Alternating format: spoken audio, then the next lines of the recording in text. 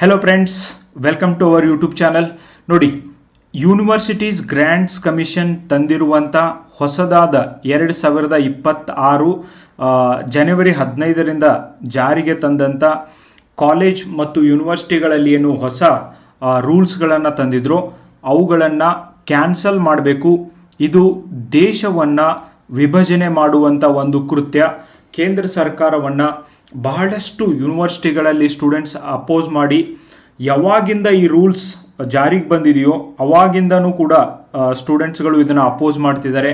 ಅವತ್ತು ಬ್ರಿಟಿಷು ಧರ್ಮದ ಆಧಾರದ ಮೇಲೆ ನಮ್ಮ ದೇಶವನ್ನು ವಿಭಜನೆ ಮಾಡಿದರೆ, ಇವತ್ತು ಜಾತಿಯ ಆಧಾರದ ಮೇಲೆ ಪೊಲಿಟಿಷಿಯನ್ಸ್ ನಮ್ಮ ದೇಶವನ್ನು ವಿಭಜನೆ ಮಾಡ್ತಾ ಇದ್ದಾರೆ ಅನ್ನೋದು ಬಹಳಷ್ಟು ಜನರ ವಾದ ಆಗಿತ್ತು. ಆ್ಯಂಡ್ ಇದಕ್ಕಿಂತ ಮುಂಚೆ ನಾನು ಒಂದು ಏನೇನು ನಿಯಮಗಳು ಬಂದಿದ್ದಾವೆ ಅಂತ ಕೂಡ ವಿಡಿಯೋ ಮಾಡಿದ್ದೆ ಗೈಸ್. ನೀವು ಕೂಡ ಬಹಳಷ್ಟು ಜನ ಅದನ್ನು ನೋಡಿದ್ದೀರಾ. ನೋಡಿ ಅರ್ಥ ಮಾಡ್ಕೊಳ್ಳೋರ್ಕಿಂತನೂ ಮಾಡ್ಕೊಳ್ಳೋರ್ಕಿಂತನೂ ಮಿಸ್ಅಂಡರ್ಸ್ಟ್ಯಾಂಡಿಂಗ್ ಮಾಡ್ಕೊಂಡವರೇ ಜಾಸ್ತಿ ಇದ್ದಾರೆ ಆ ಕಮೆಂಟ್ ಬಾಕ್ಸ್ನಲ್ಲಿ. ಅದನ್ನು ನೋಡಿದರೆ ಈ ದೇಶ ಮುಂದುವರಿಬೇಕು. ಈ ದೇಶದೊಳಗೆ ಯಾವುದೇ ಜಾತಿ ಆಗಲಿ, ಧರ್ಮ ಆಗಲಿ, ಇವನ್ ಲಿಂಗ ಆಗಲಿ, ಇವುಗಳ ಮೇಲೆ ಯಾವುದೇ ರೀತಿಯಾದಂಥ ತಾರತಮ್ಯಗಳನ್ನು ಮಾಡಬಾರ್ದು ಅಂಥೇಳಿ ಭಾರತ ಸಂವಿಧಾನದ 15ನೇ ವಿಧಿ ಹೇಳುತ್ತೆ. ಆದರೂ ಕೂಡ ತಾರತಮ್ಯಗಳು ಮುಂದುವರೆದಿದ್ದಾವೆ, ಅದರೊಳಗೆ ಏನು ಸಂದೇಹವೇ ಇಲ್ಲ. ಆದರೆ ತಾರತಮ್ಯಗಳು ನಿಲ್ಲಬೇಕು ಅಂದರೆ ಇಂಥ ಒಂದು UGC ಅಂತ ರೂಲ್ಸ್ನ ತರೋದ್ರಿಂದ, ಕಾನೂನನ್ನು ತರೋದ್ರಿಂದ ತಾರತಮ್ಯಗಳು ಕಡಿಮೆ ಆಗೋದಿಲ್ಲ. ನಮ್ಮ ಶಿಕ್ಷಣ ವ್ಯವಸ್ಥೆಯಲ್ಲಿ ಬದಲಾವಣೆ ಆಗಬೇಕು. ಪ್ರೈಮರಿ ಸ್ಕೂಲಿಂದನೇ ಒಬ್ಬ ಮನುಷ್ಯತ್ವ ಇಂಪಾರ್ಟೆಂಟು, ಮತ್ತು ಆ ಮನುಷ್ಯ ಹೇಗೆ ಬದುಕ್ತಿದ್ದಾನೆ ಆ್ಯಂಡ್ ಅವರಿಂದ ನಾವು ಏನು ಕಲ್ಕೋಬಹುದು ಅನ್ನುವಂಥ ಒಂದು ವಿಷಯಗಳಿಂದ ಮಾತ್ರ. ಅಂದರೆ ಯಾವಾಗ್ಲೂ ಕುವೆಂಪುರವರು ಹೇಳಿದ್ದಾರೆ ವಿಶ್ವ ಮಾನವರಾಗಬೇಕು ಅಂತ. ನಿಜವಾಗ್ಲೂ ನಾವೆಲ್ಲರೂ ನಮ್ಮ ಮನೆಯೊಳಗೆ ಕೇಳಿ ನೋಡ್ಕೋಬೇಕಾಗಿದೆ, ನಾವು ವಿಶ್ವ ಮಾನವ ಕಾನ್ಸೆಪ್ಟನ್ನು ಅಥವಾ ಪ್ರತಿಯೊಬ್ಬರನ್ನು ಈಕ್ವಲ್ ಆಗಿ ನೋಡ್ತಿದ್ದೇವಾ ಅಂತ. ಮನೆ ಮೊದಲ ಪಾಠಶಾಲೆ, ತಾಯಿಯೇ ಗುರು ಅಂತ ಹೇಳ್ತಾರೆ ಗೈಸ್. ಆ್ಯಂಡ್ ಅದೇ ರೀತಿಯಾಗಿ ಮನೆಯ ವಾತಾವರಣ ಆಗಿರ್ಬೋದು, ಇದು ಬಹಳ important. Primary school place very very important role in our everybody's life. But it is so unfortunate, ಅಂಥ ಒಂದು ಪ್ರೈಮರಿ ಸ್ಕೂಲಲ್ಲಿ ನಾವು ಚಿಕ್ಕವರಿದ್ದಾಗ ಸರಿಯಾದ ರೀತಿಯೊಳಗೆ ಸಮಾನತೆ ಅಂದರೆ ಏನು, ಯಾವ ಥರ ಇನ್ನೊಂದು ವರ್ಗದವರನ್ನ ನಾವು ಟ್ರೀಟ್ ಮಾಡಬೇಕು ಅನ್ನೋದನ್ನು ಸರಿಯಾಗಿ ಕಲಿಸ್ತಾ ಇಲ್ಲ. ಗಿಡವಾಗಿ ಬಗ್ಗದ್ದು ಮರವಾಗಿ ಬಗ್ಗಿತೆ. ಅವತ್ತು ಶಾಲೆಗಳಲ್ಲಿ ಇದನ್ನು ಕರೆಕ್ಟಾಗಿ ಕಲಿಸುವಂಥ ಅವಶ್ಯಕತೆ ಇದೆ. ಅದನ್ನು ಬಿಟ್ಟು ಯೂನಿವರ್ಸಿಟಿಗಳಿಗೆ ಬಂದಾಗ ಈ ಥರ ಸ್ಟ್ರಿಕ್ಟ್ ರೂಲ್ಸ್ಗಳನ್ನು ಮಾಡೋದ್ರಿಂದ ಯಾವುದೇ ರೀತಿಯಾದಂಥ ಒಂದು ಡಿಸ್ಕ್ರಿಮಿನೇಷನ್ ನಿಲ್ಲೋದಿಲ್ಲ. ಇವತ್ತು ಫಸ್ಟ್ ಟೈಮ್ ಯಾರು ವಿಡಿಯೋ ನೋಡ್ತಿದ್ರೋ ನಿಮಗೆ ಉಪಯೋಗ ಆಗಲಿ ಅಂತ ನಾನು ಏನು ರೂಲ್ಸ್ ತಂದಿದ್ರು ಅಂತ ಹೇಳ್ತಾ ಇದ್ದೀನಿ. ಓಕೆ, ನೋಡಿ, 2012 ಯೂನಿವರ್ಸಿಟಿಗಳಲ್ಲಿ ಯಾರೂ ಕೂಡ ಜಾತಿ ಆಧಾರಿತ ತಾರತಮ್ಯ ಮಾಡಬಾರ್ದು. ಮಾಡಿದರೆ ಅವ್ರಿಗೆ ಎನ್ಕ್ವೈರಿ ಮಾಡಲಾಗುತ್ತೆ, ಅವ್ರಿಗೆ ಶಿಕ್ಷೆಯನ್ನು ಕೂಡ ನೀಡಲಾಗುತ್ತೆ ಅನ್ನುವಂಥ ನಿಯಮಗಳನ್ನ ತಂದಿದ್ರು. ಅದು ಆದಮೇಲೆ 2020ರಿಂದ 25 ಅನೇಕ ವಿಶ್ವವಿದ್ಯಾಲಯಗಳಲ್ಲಿ ರೋಹಿತ್ ವೆಮುಲ್ ಆಗಿರ್ಬೋದು ಆ್ಯಂಡ್ ಡೆಲ್ಲಿ ಯೂನಿವರ್ಸಿಟಿ ಒಳಗಾಗಿರ್ಬೋದು, ಈ ವಿದ್ಯಾರ್ಥಿಗಳ ಒಂದು ಆತ್ಮಹತ್ಯೆಯನ್ನು ಮಾಡಿಕೊಂಡಿದ್ದು. ಯಾಕಂದರೆ ಜಾತಿ ಆಧಾರಿತ ನಿಂದನೆಯನ್ನು ಆ ವಿಶ್ವವಿದ್ಯಾಲಯಗಳಲ್ಲಿ ಮಾಡಿದ್ರಿಂದ. ಆವಾಗ ಈ ಪ್ರಕರಣ ಸುಪ್ರೀಂ ಕೋರ್ಟಿಗೆ ಹೋಗಿತ್ತು. ಸುಪ್ರೀಂ ಕೋರ್ಟ್ ಹೇಳಿತ್ತು ಇದ್ರ ಮೇಲೆ ಕರೆಕ್ಟಾಗಿ ನಿಯಮಗಳನ್ನ ತೊಗೊಂಬರ್ರಿ, ಕಾನೂನನ್ನು ಮಾಡಿರಿ ಅಂತ. ಫೈನಲಿ 2026 ಜನವರಿ 15ರಿಂದ ಹೊಸ ನಿಯಮಗಳನ್ನು UGC ಇಂಟ್ರೊಡ್ಯೂಸ್ ಕೂಡ ಮಾಡಿದೆ.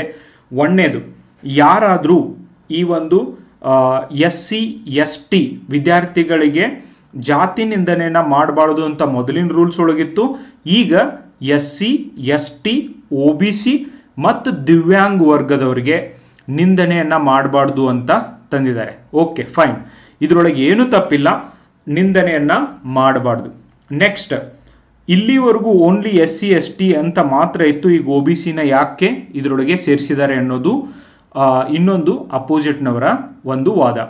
ಈಗ OBC ಅವರು SC ST ಜನರಿಗೆ ಏನಾದರೂ ನಿಂದನೆ ಮಾಡಿದರೆ ಅವಾಗ ಯಾವ ಥರದ ಒಂದು ಕ್ರಮವನ್ನು ತೆಗೆದುಕೊಳ್ತಾರೆ, ದಿವ್ಯಾಂಗ ಅವರಿಗೆ ಯಾವ ಥರದ ಕ್ರಮವನ್ನು ತೆಗೆದುಕೊಳ್ತಾರೆ. ಆಮೇಲೆ ಇದಕ್ಕೆ ಜೈಲು ಶಿಕ್ಷೆ, FIR ಎಲ್ಲ ಹಾಕ್ಬೋದು. Many people call it as second atrocity act, very dangerous.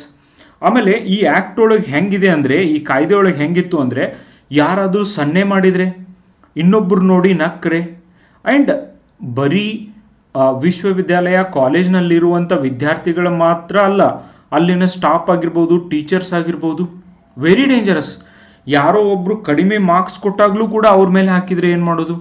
And ಜಾತಿಯನ್ನು ಇಟ್ಕೊಂಡು ಇವರು ಕಡಿಮೆ ಮಾರ್ಕ್ಸ್ ಕೊಡ್ತಿದ್ದಾರೆ ಅಂತ ಹೇಳ್ಬಿಟ್ಟು ಈ ಥರದ್ದು ಆಲ್ರೆಡಿ ಬಹಳಷ್ಟು ವಿಷಯಗಳಾಗಿದ್ದರಿಂದ ಭಾಳ ವಿದ್ಯಾರ್ಥಿಗಳು ಇದ್ರ ಬಗ್ಗೆ ಸ್ಟ್ರೈಕ್ ಮಾಡ್ತಾ ಇದ್ರು. ಈ ನಿಯಮಗಳು ಬೇಡ ನಮಗೆ, ಇದು ಅಪಾಯಕಾರಿ ಅಂತ ಹೇಳ್ತಾ ಇದ್ರು. ಇನ್ನು ವಿಶ್ವವಿದ್ಯಾಲಯಗಳಲ್ಲಿ ಒಂದು ಸಮಿತಿ ಇರಬೇಕು, ಅದರ ಹೆಸರು ಸಮಾನತಾ ಸಮಿತಿ, ಈಕ್ವಿಟಿ ಕಮಿಟಿ ಅಂತ ಹೇಳ್ಬಿಟ್ಟು. ಇಲ್ಲಿ ನೋಡ್ರಿ ಗೈಸ್, ಈ ಈಕ್ವಿಟಿ ಕಮಿಟಿ ಒಳಗೆ ಯಾರ್ಯಾರು ಇರ್ತಾರಂದ್ರೆ member, a member from SC community and a member from ST community and one member from OBC community and Divyang. Okay, so Divyang ಕೂಡ ಇದ್ದಾರೆ. ಆದರೆ ಇಲ್ಲಿ ಏನು ಪ್ರಾಬ್ಲಮ್ಮು ಅಂದರೆ, ಜನರಲ್ ಕ್ಯಾಟಗರಿ ಅವ್ರ ವಿರುದ್ಧನೇ ಕಂಪ್ಲೇಂಟ್ ಕೊಟ್ಟಾಗ ಜನರಲ್ ಕ್ಯಾಟಗರಿಯ ಯಾವುದೇ ಒಬ್ಬ ವ್ಯಕ್ತಿನೂ ಕೂಡ ಈ ಕಮಿಟಿ ಒಳಗಿಲ್ಲ. ಹಾಗಂದರೆ ಪ್ರತಿಯೊಬ್ಬರಿಗೂ ಅವರ ಒಂದು ಪ್ರಜಾಪ್ರಭುತ್ವ ವ್ಯವಸ್ಥೆಯಲ್ಲಿ ಅವರ ವಾದವನ್ನು ಮಂಡಿಸಲಿಕ್ಕೆ ಅವಕಾಶ ಕೊಡಬೇಕು ತಾನೆ. ಸೊ ಅವ್ರ ಪರವಾಗಿ ಕೂಡ ಯಾರನ್ನೋ ಇಡಬೇಕು ತಾನೆ, ಇದರೊಳಗೆ ಇಟ್ಟಿದ್ದಿಲ್ಲ. ಆದ್ದರಿಂದ ಇದು ಸಮಾಜವನ್ನು ವಿಭಜನೆ ಮಾಡುತ್ತೆ. SC ST OBC ಅಂತ ಒಂದು ಪಾರ್ಟ್ ಆದರೆ ಇಂಡ ಜನರಲ್ ಕ್ಯಾಟಗರಿ ಅಂತ ಒಂದು ಪಾರ್ಟ್ ಆಗುತ್ತೆ. ಆ್ಯಂಡ್ ಈ ದೇಶದೊಳಗೆ ಅದು ನಮ್ಮ ದೇಶವನ್ನು ಅಭಿವೃದ್ಧಿ ಹೊಂದಿದ ದೇಶವನ್ನಾಗಿ ಮಾಡಲಿಕ್ಕೆ ನಮಗೆ ನಿಯಮಗಳು ಅವಶ್ಯಕತೆ ಇದ್ದಾವೆ. ಆದರೆ ಒಂದು ಕಮ್ಯುನಿಟಿಯವರು ಇನ್ನೊಂದು ಕಮ್ಯುನಿಟಿಯವ್ರನ್ನ ಶತ್ರು ಅಂತ ತಿಳ್ಕೊಳ್ಳೋದಲ್ಲ, ಆ್ಯಂಡ್ ಹಿಂದಾಗಿರುವಂಥ ಹಿಸ್ಟ್ರಿನೇ ಹೇಳ್ಕೊಂತ ಮುಂದೆ ಹೋಗೋದಲ್ಲ. Okay, it's very very important ಇವತ್ತಿನ ಸರ್ಕಮ್ಸ್ಟೆನ್ಸಸ್ ಹೆಂಗಿದೆ ಅಂತ. ಇತಿಹಾಸದೊಳಗೆ ಅನ್ಯಾಯ ಆಗಿರ್ಬೋದು, ಯಾರಿಗಾಗಿಲ್ಲ ಅನ್ಯಾಯ ಆಗಿದ್ದಾವೆ.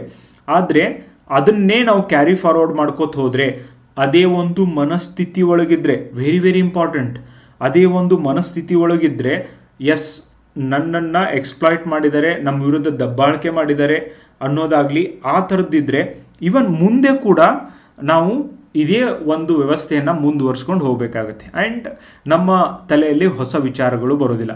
ಆದ್ದರಿಂದ ಇಟ್ಸ್ ವೆರಿ ವೆರಿ ಇಂಪಾರ್ಟೆಂಟ್. ತಾರತಮ್ಯ ಇನ್ನೊಬ್ಬರಿಗೆ ಯಾರಿಗೆ ಒಬ್ಬರ ಜಾತಿ ಗೊತ್ತಾಗುತ್ತೆ ಅವಾಗ ಮಾತ್ರ ತಾರತಮ್ಯಗಳು ಆಗಲಿಕ್ಕೆ ಸಾಧ್ಯ ಇದ್ದಾವೆ. ಸೊ ಅದು ಗೊತ್ತೇ ಆಗದೆ ಇರೋ ಹಾಗೆ ಮಾಡಿಬಿಟ್ರೆ, that is what many people are suggesting.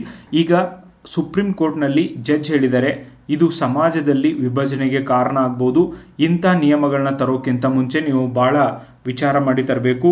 ಇದು ಈ ಒಂದು ಸಾಮಾನ್ಯ ವರ್ಗದ ವಿರೋಧವಾದಂಥ ಒಂದು ನಿಯಮ ಇದ್ದಾವೆ. ಆ್ಯಂಡ್ ಈಗ ಸನ್ನೆ ಮಾಡಿದರೂ ಅವ್ರಿಗೆ ಶಿಕ್ಷೆ ಕೊಡ್ಬೋದು ಅಂತ ಬರೆದಿದ್ದೀರಲ್ವಾ. ಏನು ಸನ್ನೆ ಮಾಡಿದರೆ, ಯಾವ ಥರದ ಸನ್ನೆ ಮಾಡಿದರೆ, ಯಾವ ಪದವನ್ನು ಬಳಸಿದರೆ, ನೀವು ಈ ನಿಯಮಗಳಲ್ಲಿ ಪರ್ಟಿಕ್ಯುಲರ್ ಆಗಿ ಮೆನ್ಷನ್ ಮಾಡಬೇಕು. ಓಕೆ, ಅಂದಾಗ ಮಾತ್ರ ಅವ್ರ ವಿರುದ್ಧ ಕ್ರಮವನ್ನು ತೆಗೆದುಕೊಳ್ಳಿಕ್ಕೆ ಆಗುತ್ತೆ. ಆ್ಯಂಡ್ ಯಾರೋ ಒಬ್ಬರು ಇಬ್ಬರು ಅಂಥ ಕಿಡಿಗೇಡಿಗಳು ಇರ್ಬೋದು, ಹಾಗಂಥೇಳಿ ವಿಶ್ವವಿದ್ಯಾಲಯಗಳಿಗೆ ಬರ್ತಾ ಇರುವಂಥ ವಿದ್ಯಾರ್ಥಿಗಳನ್ನು ಕ್ರಿಮಿನಲ್ ಮಾಡೋದು ಎಷ್ಟರ ಮಟ್ಟಿಗೆ ಸರಿ? ಆ್ಯಂಡ್ ನಮಗೆ ಶಿಕ್ಷಣ ಸಂಸ್ಥೆಗಳು, ಶಿಕ್ಷಣ ವ್ಯವಸ್ಥೆ ಅಂದರೆ ನೋಡಿ, ಒಂದು ಮಗುವನ್ನು ಜೀರೋಯಿಂದ ಹೀರೋ ಮಾಡುವಂಥ ವ್ಯವಸ್ಥೆ, ಒಂದು ಮಗುವಿನ ತಲೆಯಲ್ಲಿ ಒಳ್ಳೆಯದನ್ನು ತುಂಬುವಂಥ ವ್ಯವಸ್ಥೆ, ಒಂದು ಮಗುವಿನಿಗೆ ನೈತಿಕ ಶಿಕ್ಷಣವನ್ನು ನೀಡುವಂಥ ಒಂದು ವ್ಯವಸ್ಥೆ. ಈ ಥರದ ಶಿಕ್ಷಣ ವ್ಯವಸ್ಥೆ ಅವಶ್ಯಕತೆ ಇದೆ ಹೊರತು ಯಾರೋ ಜನರಲ್ ಕ್ಯಾಟಗರಿ ಇರುವಂಥ ಒಂದು ವಿದ್ಯಾರ್ಥಿಗಳು ಶಾಲೆಗೆ, ಕಾಲೇಜ್ಗೆ, ಯೂನಿವರ್ಸಿಟಿಗೆ ಬರೋಕ್ಕಿಂತ ಮುಂಚೆ ಕೇರ್ಫುಲ್ ಆಗಿರೋ, ಅಲ್ಲಿ ಆ ಜಾತಿಯವರು ಇರ್ತಾರೆ, ಈ ಜಾತಿಯವರು ಇರ್ತಾರೆ, ಅವ್ರಿಗೆ ಏನಾದರೂ ಅಂದರೆ ಹಿಂಗೆ ರೂಲ್ಸ್ ಇದ್ದಾವೆ, ವೆರಿ ಡೇಂಜರಸ್, ನೀನು ಯಾರಿಗೂ ಏನು ನೋಡಕ್ಕೆ ಹೋಗಬೇಡ, ಯಾರ ಜೊತೆನೂ ಕೂಡಬೇಡ ಅಂತ ಹೇಳಿ ಕಳಿಸಿದ್ರೆ ಆ ಮಗುವಿನ ಬೌದ್ಧಿಕ ಸಾಮರ್ಥ್ಯ ಅಷ್ಟೇ ಉಳಿದು ಬಿಡುತ್ತೆ. ಆ್ಯಂಡ್ ಎಕ್ಸ್ಪ್ರೆಷನ್ ಮಾಡೋದಿಲ್ಲ, ನಾವು ಏನು ಮಾತಾಡಬಾರ್ದು ಅಂದರೆ what is the meaning of freedom of speech and expression? Of course there is a reasonable restriction. ಅದನ್ನು ನಾವು ಸೆನ್ಸಿಟಿವ್ ಮಾಡ್ಬೋದು. ನಾವು ಎಷ್ಟು ನಿಯಮ ಹಾಕಿ ದಬಾಯಿಸಲಿಕ್ಕೆ ಟ್ರೈ ಮಾಡ್ತೀವಿ ಅಷ್ಟು ಅದು ಜಾಸ್ತಿ ಆಗಲಿಕ್ಕೂ ಕೂಡ ಚಾನ್ಸಸ್ ಇದೆ. So finally supreme court saved our country ಅಂತ ಬಹಳ ಜನ ಹೇಳ್ತಾರೆ ಗೈಸ್. ಈ ಹೊಸ ನಿಯಮಗಳು ವಿಶ್ವವಿದ್ಯಾಲಯಗಳಲ್ಲಿ SC ST OBC ಮತ್ತು ದಿವ್ಯಾಂಗ ಅಭ್ಯರ್ಥಿಗಳ ವಿರುದ್ಧ ಮಾಡುವಂತಹ ತಾರತಮ್ಯಗಳನ್ನು ತಡೀಲಿಕ್ಕೆ ತಂದಂಥ ಒಂದು UGCಯ ನಿಯಮಗಳ ಬಗ್ಗೆ ದೇಶಾದ್ಯಂತ ಚರ್ಚೆ ಆಗ್ತಿದೆ. ಐ ಥಿಂಕ್ ಕರ್ನಾಟಕದೊಳಗೆ ಅತಿ ಕಡಿಮೆ ಚರ್ಚೆ ಆದಂಥ ವಿಷಯ. ಈವನ್ ಯೂಟ್ಯೂಬ್ ಒಳಗೂ ಕೂಡ ಭಾಳ ಜನ ನೋಡಿಲ್ಲ ನೀವು. And it's very very serious problem. And ಇಂಥ ವಿಷಯಗಳನ್ನ ನೋಡ್ರಿ, ನಿಮ್ಮ ಒಪಿನಿಯನ್ನ ಫಾರ್ಮ್ ಮಾಡಿ. ಇದೇ ದೇಶದೊಳಗಿರ್ತೀರಾ, ಇದೇ ಸಮಾಜದೊಳಗೆ ನೀವು ಬದುಕಬೇಕಾಗಿದೆ. ಇಂಥ ಒಂದು ನಿಯಮಗಳನ್ನು ತರೋದ್ರಿಂದ ಈ ದೇಶಕ್ಕೆ ಹೆಂಗೆ ಉಪಯೋಗ ಆಗುತ್ತೆ.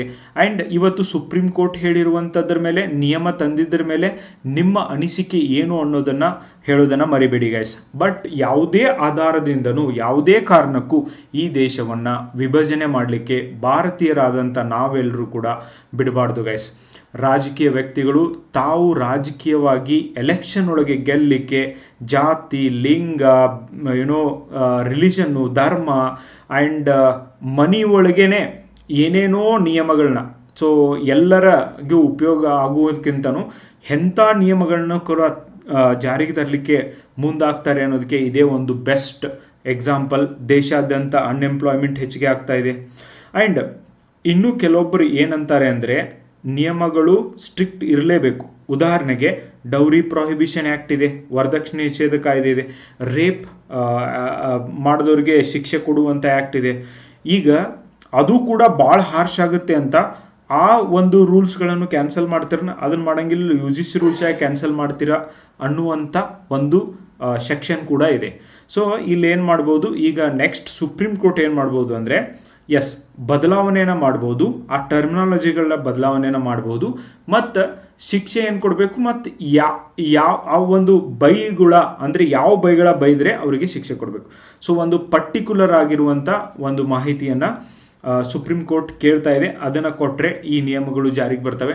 ವಿಶ್ವವಿದ್ಯಾಲಯಗಳು ಡೆಫಿನೆಟ್ಲಿ ಜ್ಞಾನಿಗಳನ್ನು, ಉತ್ತಮ ರೈಟರ್ಸ್ಗಳನ್ನು ಆ್ಯಂಡ್ ಒಳ್ಳೆ ಶಿಕ್ಷಕರನ್ನು ಪ್ರೊಡ್ಯೂಸ್ ಮಾಡುವಂಥ ಫ್ಯಾಕ್ಟ್ರಿಗಳಾಗಬೇಕೇ ಹೊರತು ಅನ್ಫಾರ್ಚುನೇಟ್ಲಿ ಡಿಗ್ರಿ ಕಾಲೇಜಸ್, ಯೂನಿವರ್ಸಿಟೀಸ್ಗಳು ಇವೆಲ್ಲ ಏನೇ ಆಗ್ತಾ ಇದ್ದಾವೆ ಇವತ್ತು ಅಂದರೆ ಅನ್ಎಂಪ್ಲಾಯ್ಗಳನ್ನು ಪ್ರೊಡ್ಯೂಸ್ ಮಾಡುವಂಥ ಫ್ಯಾಕ್ಟ್ರಿ ಆಗ್ತಿದ್ದಾವೆ.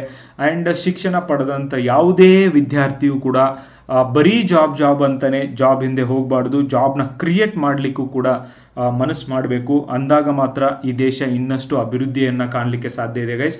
21ನೇ ಶತಮಾನದಲ್ಲಿ ಜಾತಿ ಆಧಾರಿತ ತಾರತಮ್ಯವನ್ನು ಯಾವುದೇ ಕಾರಣಕ್ಕೂ ಒಪ್ಕೊಳ್ಳೋಕೆ ಸಾಧ್ಯ ಇಲ್ಲ. ಇದನ್ನು ಎಲ್ಲೇ ಪಬ್ಲಿಕ್ ಪ್ಲೇಸ್ ಒಳಗಾಗಿರ್ಬೋದು, ವಿಶ್ವವಿದ್ಯಾಲಯಗಳಲ್ಲಾಗಿರ್ಬೋದು, ಎಲ್ಲೇ ಮಾಡಿದರೂ ಕೂಡ ಅದು ತಪ್ಪು.